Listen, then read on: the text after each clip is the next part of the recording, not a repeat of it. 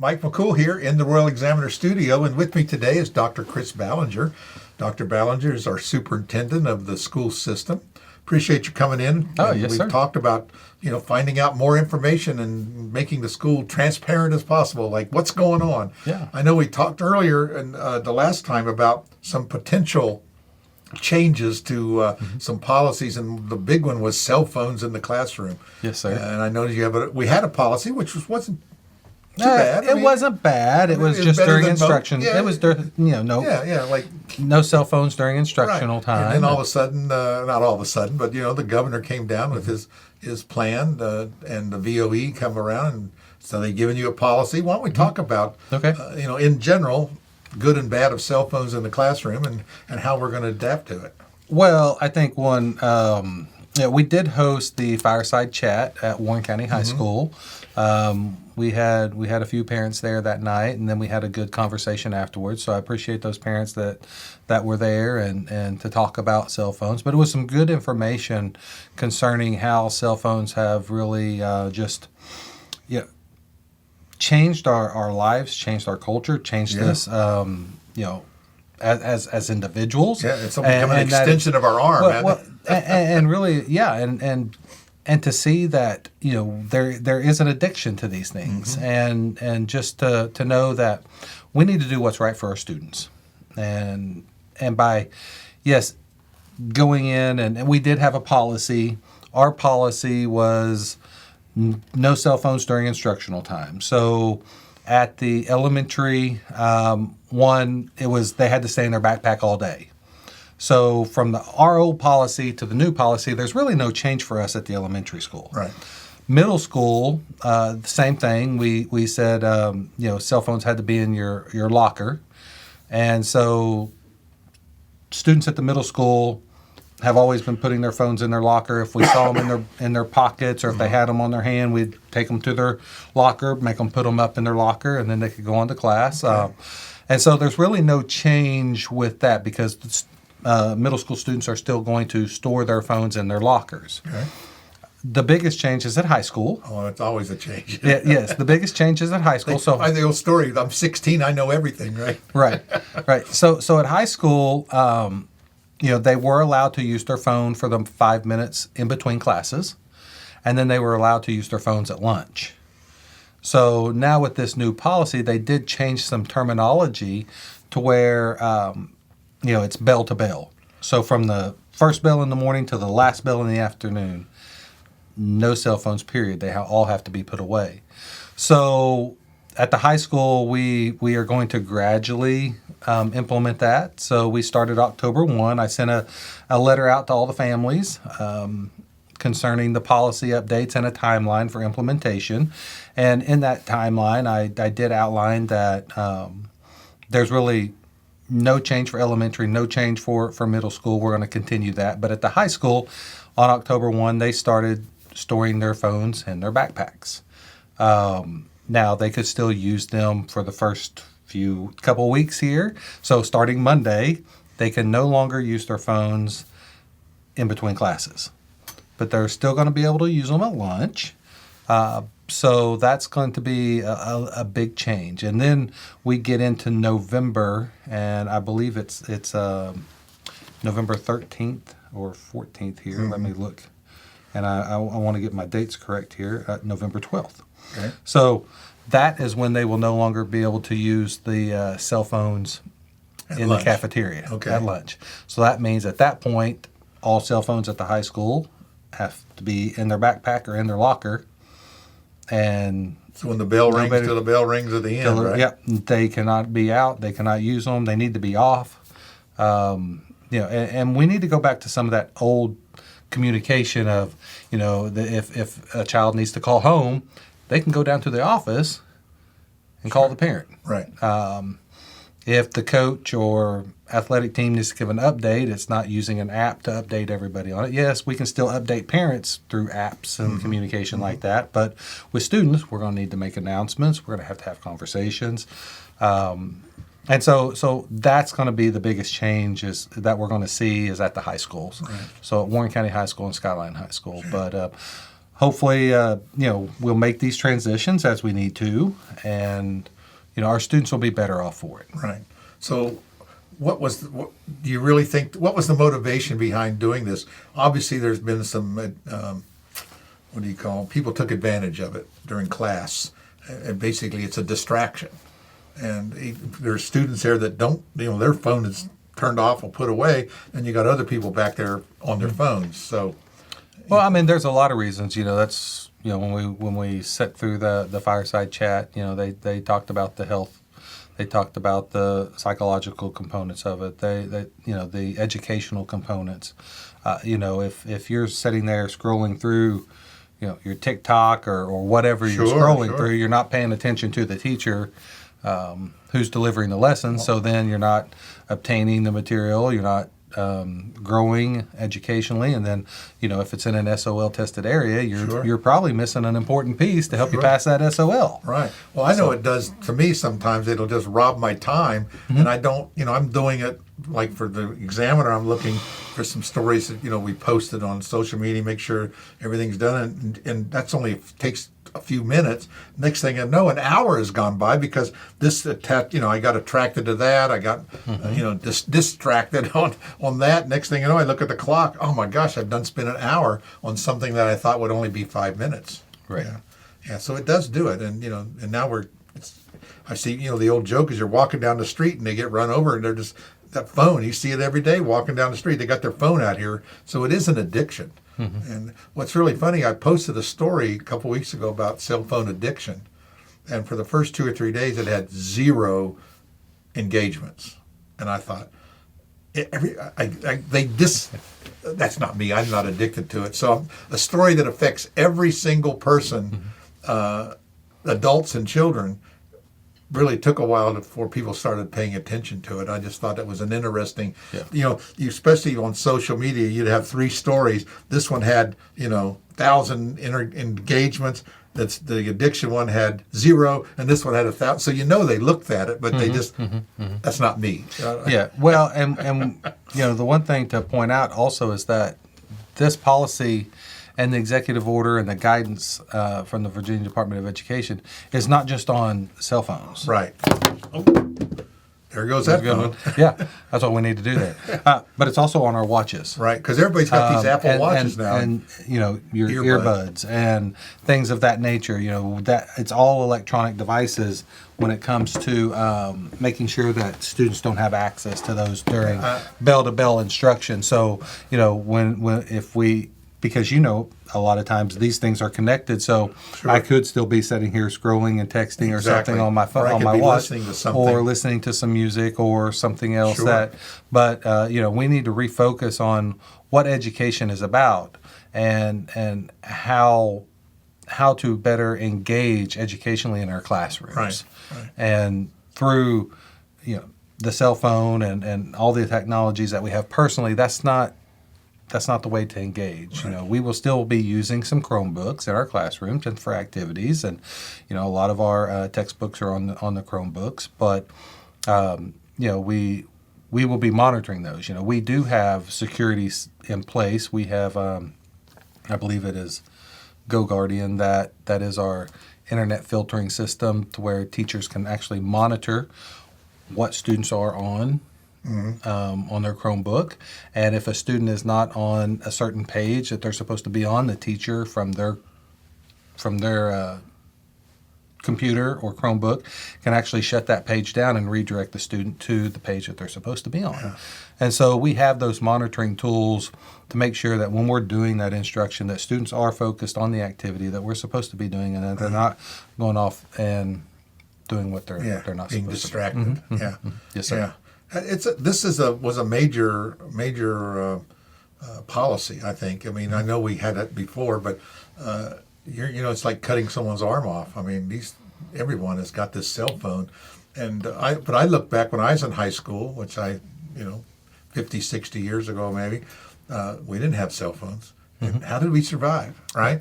And you're right. If we needed to call home or had a thing, we went to the office, and somehow we survived. Well, we still were able to communicate. So, Right. and I encourage parents to, still call, if you need to get in touch with your child, Just call the school Yeah, you got a phone in every room. I mean, we'll get them a message. Yeah, I mean, that we have phones, we have intercoms, we have legs. We can walk down and tell them and hand them a note, I guess like we did back in the day. I guess that's what we did. We didn't text somebody. We passed notes, right? Yeah. Same thing. Same thing. Same idea. Where I guess where communication, we find a way. Maybe they'll go back to that again. I don't know. Well, it's just this is going to be better for our children. And we've got to do what's right for our children. Sure. And looking at this, I agree with one what is put in place, and and I think it's perfectly fine. And I think that yes, are we going to have some hiccups and some road bumps? Yes, we are. When you're addicted to something such as a phone, it's going to take some time to get through that. And we're just going to work with our students over the next few months. As I mentioned, we have next week, no cell phones in the hallways. So passing time, students cannot be on their phones any longer. Yeah. Administrators and teachers, they're already having conversations. Aren't you? They're going to be working on that. Yeah. And then come November 12th is when we will not allow them in the cafeteria. So again, we're gradually working through this, reminding students, and I know administrators and other staff at the school have been talking to students and just, hey, remember next week you're going to have that in your backpack. Hey, remember next, because this thing has to be implemented by what, January? January. That was the executive order was January 1st. Okay. Mm-hmm. So how about faculty? Are they going to set an example during time and during the? Have you talked to the? So there's a couple of things with faculty. Faculty cannot be on their phone when they're instructing, if students are in there. So yes, we do need to set an example, but also faculty need to have that in case of an emergency. Right. So if there is an emergency in the building and the administrator needs to push something out, then sometimes they do communicate through that mode. Yeah. If they don't want to throw something over a loudspeaker or over the phone in their classroom, or but it's just to make sure that we do have those those safety features in place for emergencies. It's a tool. It's and we're teachers should not be using those beyond them. They need to be off to the side, but they do need to be there in case of an emergency that we need to contact them. Yeah, we don't want to see them flaunting it in front of their. Yeah, no. Teachers should have them down and off and over. And in a way. And I've talked to some teachers about that, and they said, I do look, to see if there's an emergency on my watch, because it is connected, and that's just a safety thing. So, there's also some things that some students are going to have to realize, that there are students that maybe will be using their device for a medical reason. Right. And so those students will be using theirs. It'll be written probably in a plan, maybe a 504, an IEP, sure. That will allow that student to use that device as it is medically necessary. Right. And only during those times. So there's some things that will be doing for our students to make sure that they're being utilized for good purposes, sure. And medical purposes, and also safety. Well, I think you've established enough time to kind of wean people off of it and get them. It wasn't like cold turkey one day, so that's good. And again, there's other things that have come up and new changes as we go along. But this is the hot topic. I think everyone's talking about is the cell phone in the classroom. I really haven't heard a whole lot on social media about it. And people start talking about things like that, but even we talked about it last time before school started, and but it really hasn't been something that's we're going to protest that we don't have a phone yet. So I think people understand the underlying situation. Probably some parents say, well, why did it take so long? But few bad apples, I think. Yeah, well, and when we look at this, it's all what's best for instruction and for our students and for our teachers. If the teachers typically don't use their cell phones a lot anyway. So make that, to where we can have that engagement with our students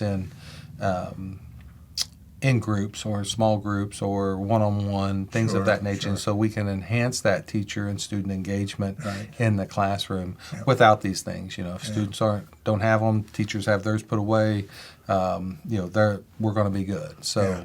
and that's what we need to focus on is our Tier 1 instruction. I know you visited with Miss Bragg and Right.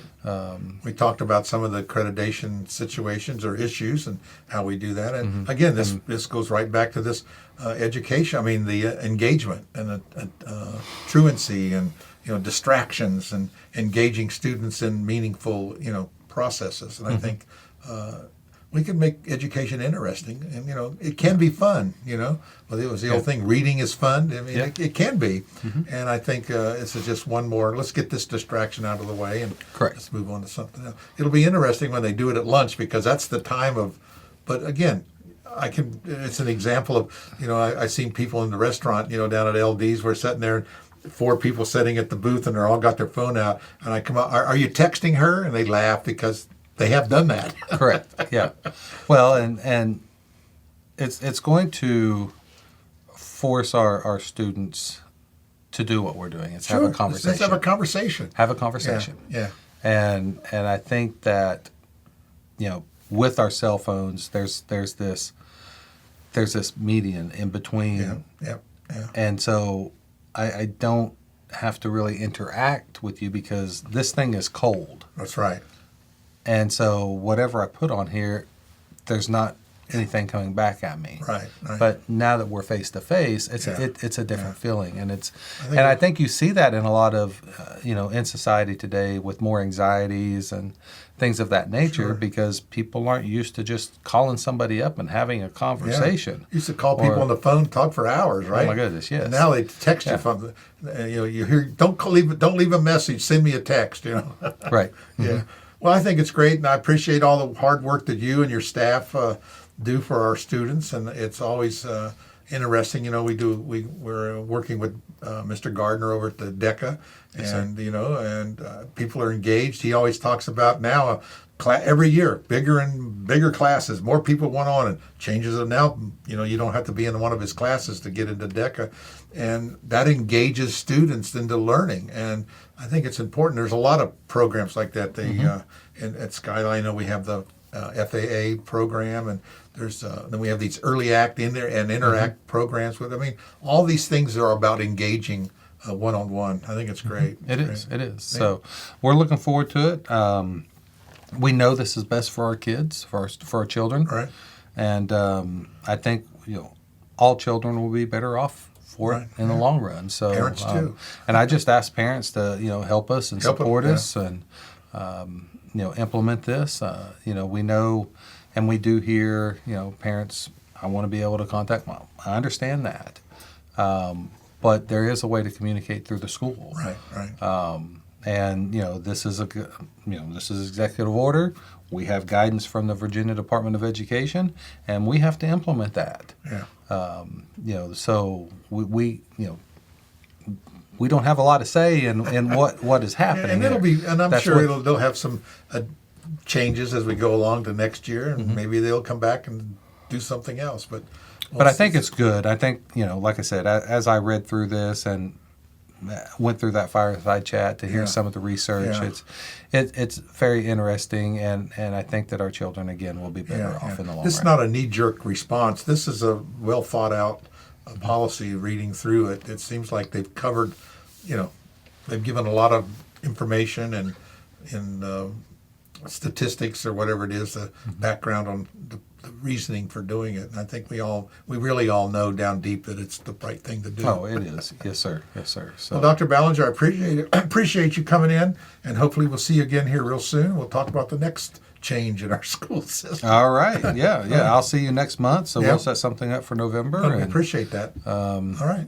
Looking forward to it. All right. Well, I know we're going over to the middle school, and they're having over at Skyline Middle School is doing a trick or treat type thing. I think on the 23rd, and They've called up and says, "Come see us. We want you to come and." Well, there are a lot of activities that's going on. So much going and on. all if parents or grandparents or community members want to get engaged, we are looking for volunteers. Yeah. We have a volunteer process. They can come and volunteer in our schools. I was going to say, you got an app for that. They can volunteer for that. Yeah. They can come and engage and enjoy all the activities that are happening at our schools. Yeah. Also I have tonight is my first session for WCPS 101. Right. So that's my parent group, and so maybe I invite you one night to come in, and you can do a little report on WCPS 101 Sure, we as well. love to do it. But tonight it's our first session for that, and we'll hold one each night for the rest of the school year. Yeah, kind of like an academy, right? It is. So, Here's how our school system works, and I think we were talking to the mayor and the town manager the other day. The same thing, they have their citizen academy. They've got I think 8 or 10 people in the first class. Just to let here's how the water system works. Here's how the electric system works. This is and it's important to kind of get an idea of when that's the same thing what you're doing. This is how school works today. We've all been out of school for so long, and it's changed. It has. Well, yes, but I think the basic thing is all from as far as I go way back. It's all about engaging students to learn, and I think that's what it's all about. Even when the Neanderthals taught me, it's the same thing. All right, thanks again, Dr. Bell. Well, thank you. I Appreciate appreciate it. Sure.